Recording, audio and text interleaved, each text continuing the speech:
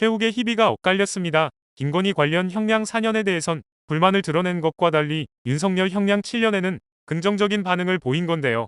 영상으로 바로 보시죠.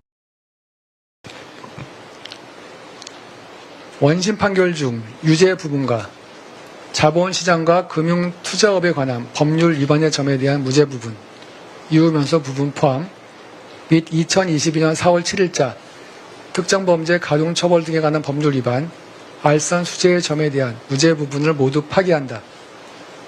피고인을 징역 4년 및 벌금 5천만 원에 처한다. 피고인이 위 벌금을 납부하지 아니하는 경우 20만 원을 1일로 환산한 기간 피고인을 노역장에 유치한다. 피고인으로부터 압수된 그라프 목걸이 1개를 몰수한다. 피고인으로부터 2,094만 원을 추징한다. 위 벌금 및 추징금의 상당한 금액의 가남을 명한다. 원심 판결 중 정치자금법 위반의 점에 대한 무죄 부분을 파기한다. 이 사건 공소사실 중 정치자금법 위반의 점은 무죄. 피고인 이 판결에 대해서 일주일 내에 대법원에 상고할 수 있고 상고장은 이 법원인 서울고등법원에 제출하면 됩니다. 피고인 무죄 부분에 대해서 일간지 등에 공시되기를 원하시나요? 특별한 의견 없으신가요? 예.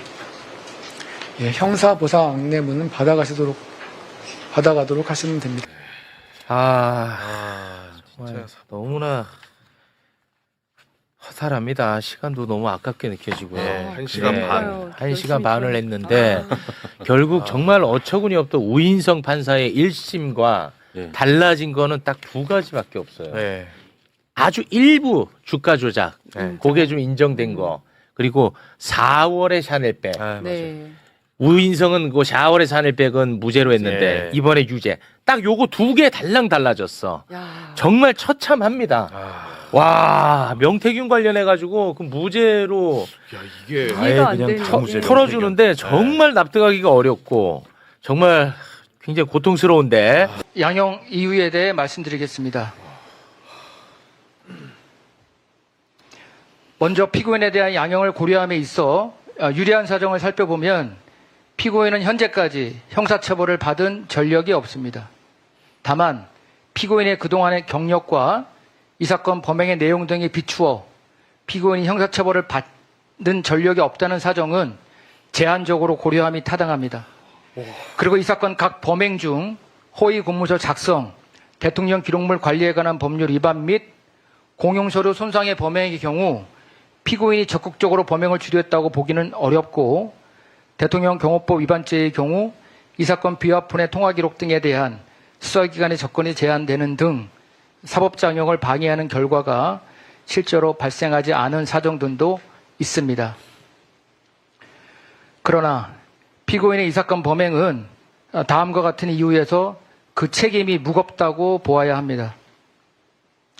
헌법은 비상계엄 선포에 앞서 국무회의 심의를 거치도록 하고 비상계엄 선포라는 대통령의 국법상 행위의 방식으로 문서주의와 부서제도를 정하고 있는데 이 사건 각 범행 중 국무회의 심의권 침해 관련 직권남용 권리행사 방해 범행 및 비상계엄 선포 절차의 하자 은폐를 위한 사후부서 관련 범행은 이러한 절차를 위반한 것으로서 그 자체로 헌법 위반에도 해당하므로 그 위법의 정도가 크다고 보아야 합니다. 허위 피지 관련 직권남용 권리행사 방해 범행은 이 사건 비상계엄 선포 과정에서 저질러진 피고인의 잘못을 은폐하는 것은 물론 비상계엄 선포의 적법성에 관한 잘못된 정보를 외신에 제공함으로써 국제사회에서 대한민국의 신인도 및 국민의 알 권리에도 부정적인 영향을 미치는 행위에 해당하여 그 비난의 정도가 가볍다고 볼 수 없습니다. 비화폰 정보를 수사기관이 볼 수 없도록 교사하고 두 차례에 걸친 체포영장 등의 집행과 관련한 범행은 피고인에 대한 수사가 개시되자 이로 인한 법적 책임을 회피하기 위한 목적에서 이루어진 것으로서 그 죄질이 나쁘고 당시 피고인이 체포영장 등 집행지휘의 명분으로 삼았던 공수처의 수사권 및 영장 발부 법원의 관할권 등은 모두 이유 없으므로 피고인은 당시 아무런 정당한 이유 없이 체포영장 등 집행을 거부하기 위하여 이 사건 범행을 저질렀다고 볼 수밖에 없습니다. 설령 수사권 등의 의문이 있다 하더라도 법적 테두리 내에서 이를 해결해야 함에도 물리력을 동원하여 법원이 발부한 영장 집행을 저지하려 한 것은 법치주의 원칙에 비추어 허용될 수 없습니다. 특히 1차 체포영장 등 집행 저지와 관련하여 이는 자신의 영향력 하에 있는 경호처 소속 공무원들로 하여금 공수처 검사 등의 영장 집행에 관한 정당한 공무 집행을 방해하도록 한 것으로서 국가공무원인 경호처 소속 공무원들에게 위법한 지시를 하여 자신의 보호를 위한 사병과 같이 사용하려고 한 것일 뿐만 아니라 또 다른 국가공무원들인 공수처 검사들과 물리적 충돌을 야기할 우려까지 초래하는 등 범행의 동기 및 그 결과에 있어서 비난 가능성이 크다고 보아야 합니다. 피고인은 앞서 본 바와 같이 체포영장 등의 집행을 거부한 사유들을 포함하여 이 사건 범행 전체에 대하여 수사기관 이래 항소심에 이르기까지 같은 주장을 반복하며 자신의 책임을 회피하려고 하는 등 범행 후의 정황도 양형에 불리한 요소로 판단되어야 합니다. 특히 피고인은 이 사건 각 범행 당시 현직 대통령으로서 헌법을 준수하고 국가를 보위하며 국민의 자유와 권리를 증진을 위하여 노력해야 할 막중한 책임을 부담하였음에도 불구하고 이 사건 비상계엄 선포 이후 저지른 이 사건 배명으로 인하여 사회적 혼란을 더욱 가중시키는 등 대통령으로서의 책무를 저버린 것으로 볼 수밖에 없습니다. 이러한 점을 종합하면 피고인의 책임이 중하다고 볼 수밖에 없으므로 이에 상응하는 처벌이 불가피하다고 보입니다. 다음과 같이 선고합니다. 피고인 일어서십시오.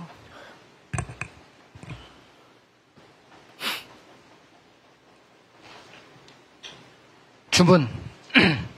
원심 판결의 유죄 부분과 무죄 부분 중 허위 작성 공문서 행사의 점을 제외한 나머지 부분, 이유 무죄 부분을 포함하여 파기한다. 피고인을 징역 7년에 처한다. 원심 판결 무죄 부분 중 허위 작성 공문서 행사의 점에 관한 검사의 항소를 기각한다. 오늘 선고한 판결에 불복이 있으면 오늘로부터 7일 안에 대법원에 상고할 수 있고 상고장은 이 법원에 제출해야 합니다. 구치소에 있는 동안은 구치소장에 제출하여도 됩니다. 이상 선고를 마치겠습니다. 7년.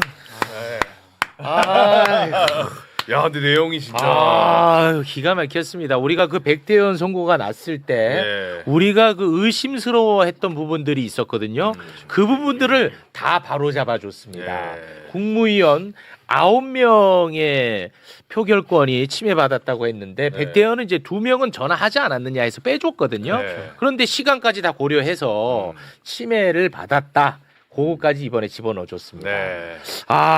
저는 뭐 구형만큼은 아니었습니다만 7년 내용이 워낙 좋았기 때문에 어느 정도 만족하는 편입니다. 새로운 어떤 유형인 것 같아요.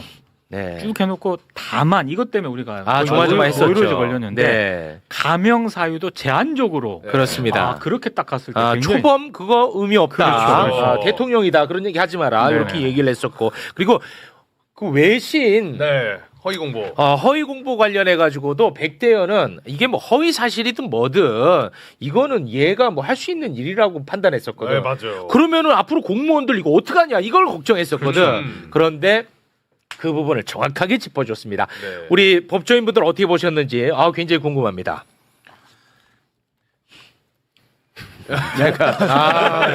저는 좋았어요. 네. 저는 그 국무회의 관련된 부분이라든지 이런 부분에 있어서 단순히 이제 형법적 의미만 따지는 게 아니라 네. 헌법적 의미도 따지면서 맞아.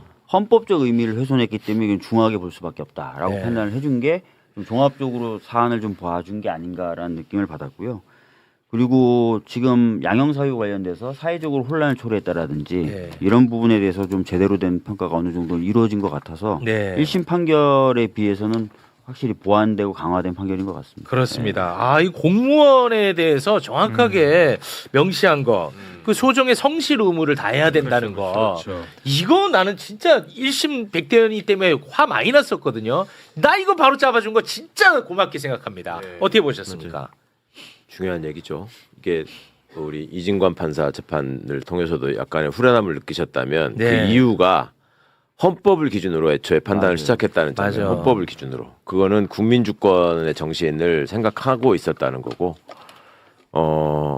어느 정도 올라갈 거라고 예상을 했지만 이 항소심 판결에 걸맞는 수준의 설치를 해줘서 되게 반갑고요.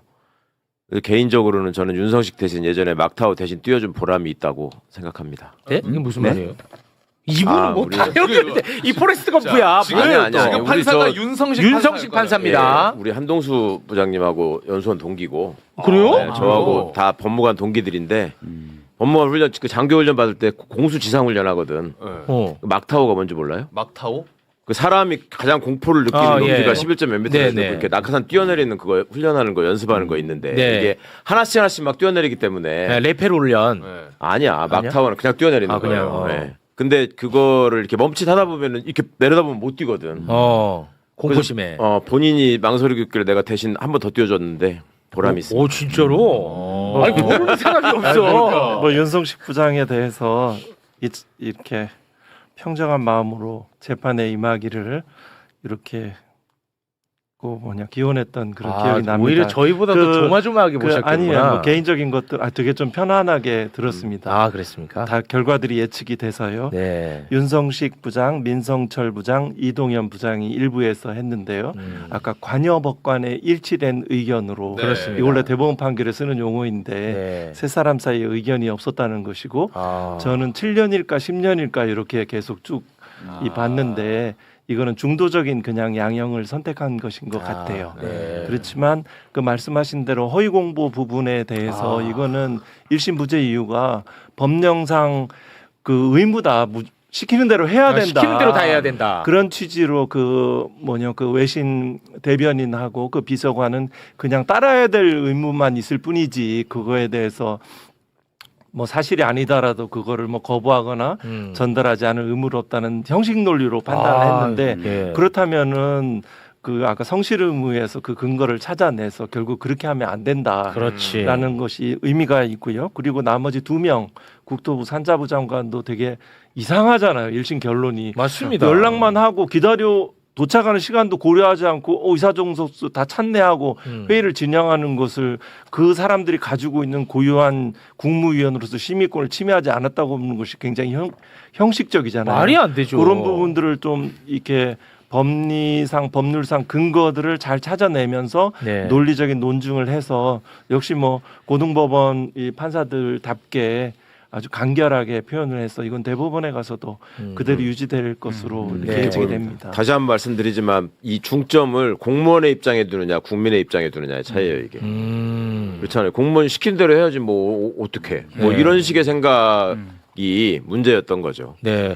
그래서 제가 그 백대현한테 정말 고통스러웠던 게 뭐냐면 그런 논리라면은 윤석열이 내란 저지르면 밑에 사람들 다 따라야 그렇죠. 되는 거예요. 따라가야 되는 거예요. 네. 어쩌면 그 사람들의 항변을 수용해 주는 거지. 그렇지. 대통령이 시키는데 뭐 네. 이 말이었는데. 그래서 굉장히 저는 그 위험하게 봤었는데 맞습니다. 예. 요거를 바로 잡아준 게 워낙 마음에 들어서 제가 좀 좋아하는 표정을 많이 지었는데 저에 대해서 판사한테 또 돈 먹었냐고 7년에 네가 좋아한다고 너가 그게 한계라고 지금 난리 났습니다. 구형이 10년이었죠. 네, 구형이 이제 10년이었고 뭐 아쉬운 측면이 있습니다만 네. 이게 내용이 그래도 좀 좋았기 때문에 뭐 어느 정도 저는 개인적인 소견입니다.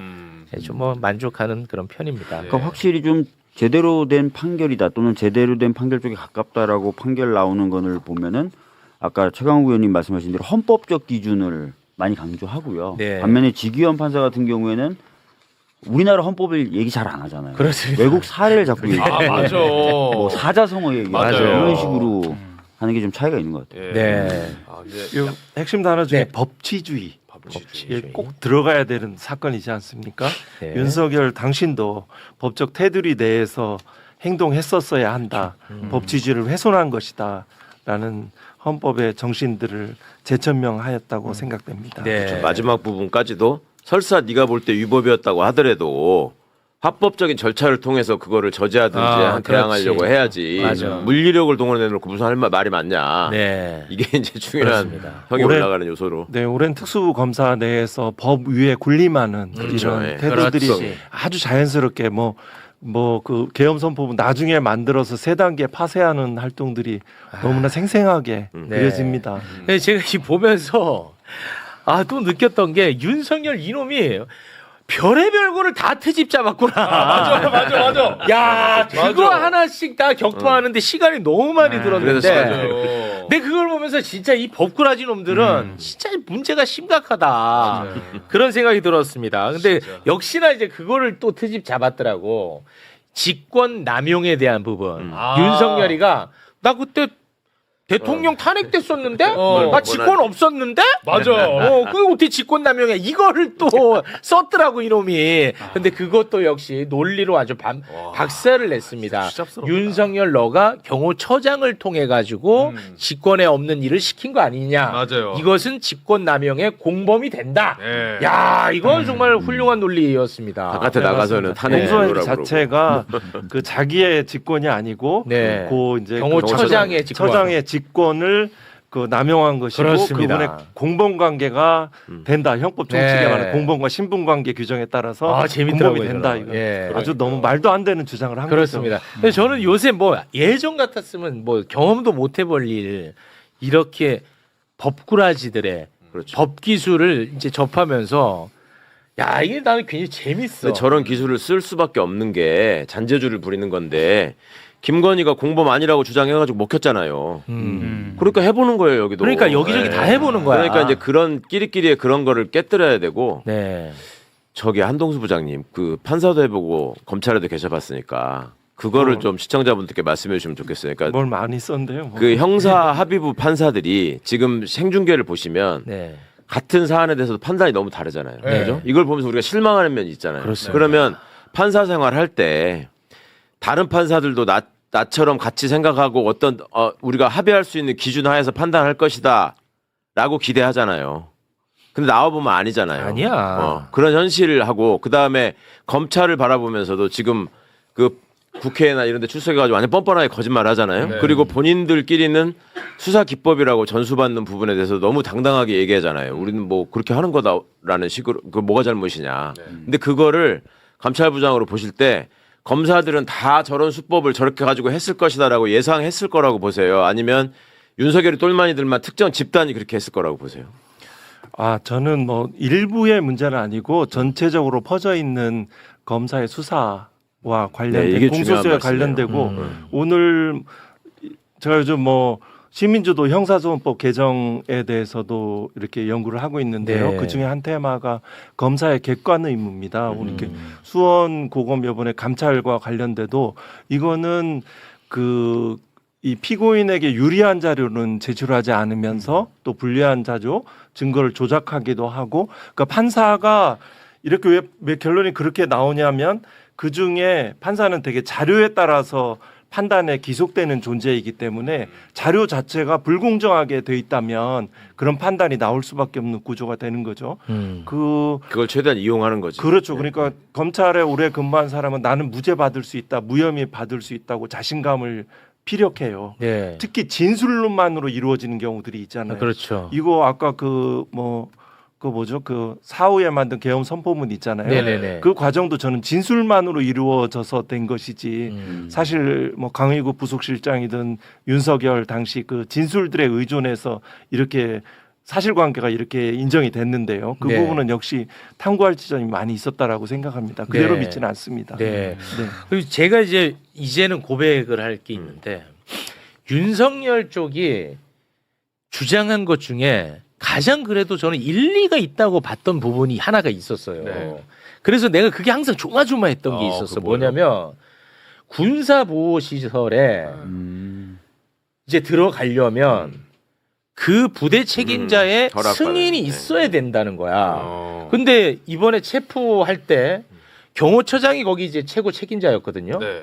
그 승인을 받지 못했어요. 왜냐면 얘네들이 지금 막는 상황이니까. 그래서 이거를 법리적으로 들어갔을 때, 야, 요거는 윤석열 쪽이 이기면 어떡할까. 그게 항상 제가 불안감이 있었거든요.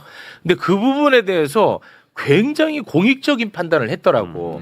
이렇게 보안에 대한 문제와 공익에 대한 문제가 충돌할 때 그 경중을 따져야 된다라는 얘기가 저한테는 굉장히 또 와닿았는데 요거 좀 정리 가능할까요? 좋은 설명을 해주시는 것 같아요. 네. 저희는 그렇게까지 걱정하셨을 거라고 생각을 저 못했는데 걱정했어요, 솔직히. 이것도 사실은 헌법적 관점에서 보자면 너무 자명한 일이죠. 그러니까 군사시설 보호를 하는 이유가 뭐냐? 그거는 군사시설을 불순한 의도를 가지고 접근하는 사람들로부터 보호하기 위해서 그러는 거거든요. 근데 불순한 의도로 정당한 공권력의 집행을 막으려고 군사시설 핑계를 댄 거예요, 이거는. 그러니까 앞뒤가 바뀐 거죠. 그러니까 그거를 지적하고 있는 거죠. 그러니까 법 취지가 중요하네. 네. 초기에 이게 취지가. 문제가 됐을 때 저런 주장을 했을 때 그런 얘기를 했었어요. 그러면 앞으로 군부대장은 무조건 체포 뭐 이런 것도 영원히 압수수색 못하지. 다 막을 수 있는 거냐? 그러니까. 안에 그러면 말이 안 된다. 영원히 이거는 못해. 헌법적으로 해석해야 된다는 얘기를 많이 했었던 거예요. 네. 지금 말씀하신 게 헌법 해석이 가장 중요한 겁니다. 서로 충돌되는 이익과 이 가치들이 형량. 있을 때 네. 이것을 일단은 조화롭게 해석을 해보고 안 되면 어느 것을 우선하는 것입니다. 영장은 우리나라 전국 어디 못 들어가면 안 됩니다. 영장은 다 들어가야 됩니다. 그래서 이 구석에 보면 법 체계의 뭐 문헌과 입법 취지에 따라서 이렇게 해석한다 이런 규정들이 나오죠. 그 법 해석의 기본이 대단히 네, 고맙습니다. 언제든지 방법은 있습니다. 1설, 네. 2설, 3설이 가능합니다. 윤성식 부장이 현재 지금 펜딩돼 있는 대법관 제청 후보자 중에 한 사람이에요. 그죠? 네. 근데 조이대가 절대 제청 안 할 거예요, 아마. 그리고 뭐 다른 견해도 있더라고요. 그래서 여러 가지 뭐 그런 부분은 조금 아닐 수도 있고요. 바뀔 수도 있고 그래서 그런 부분은 하고 뭐 이 의식한 판결이라고는 생각하지 않습니다. 그거는 알아서들 하세요. 다만 이제 뭐 네. 아주 세부적으로 들어가면 아쉬운 부분은 있습니다. 말씀드리지는 않겠습니다. 예. 오늘은 조금 참아주세요. 고맙습니다. 뭐 저에 대한 이제 비판이 좀 많이 올라오고 있습니다. 앞으로 너의 이름은 최치룩이래. 최치룩. 7년에 만족하는 최치룩. 와. 사실 양형 기준에도 11년 3개월인데요. 네. 아주 이건 7년은 조금 국민들이 약하죠. 많이 약하다고 예. 생각하실 수 있겠죠. 아니 뭐 저라고 뭐 아주 뭐 100% 만족하겠습니까만은 그래도 이제 아쉬웠던 부분을 좀 바로 잡아줘서 아이 뭐 이 정도는 만족한다 이렇게 표현한 겁니다. 네, 그 부분 사과 말씀드리겠습니다. 아니 이거는 이제 치작에 불과하니까 윤석열이가 지금 재판이 한두 개고 죄가 한두 개입니까? 그렇습니다. 그러니까 네. 그렇게 생각하셔서 좀 너그럽게. 아유.